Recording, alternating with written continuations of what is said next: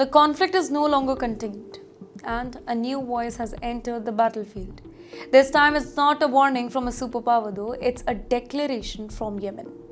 And the message is blunt. If the United States and Israel strike again, Yemen says it is ready, rather fully ready to respond.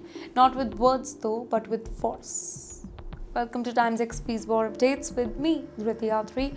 And in a fiery statement, officials in Sana'a, they have made it clear that this is not just about Iran anymore. This is about wider regional fight because Yemen is openly backing Iran and its allies, and that changes the entire equation completely. Until now, the conflict had very clearer sides, right? But now the lines are expanding, bringing in more and more players, more risk, more uncertainty. The trigger is the growing tension over the Strait of Hormuz, a narrow stretch of water but one of the most important in the world, where oil flows, trade depends, and global markets react instantly. With talks of blockades and military pressure increasing, that lifeline, that is under threat. Yemen is warning that any attempt to choke this particular route, it could shake the entire global economy, leading to rising fuel prices, disrupting shipping, and strain the supply chain here. But that is not just about economics, that is about power, about perception.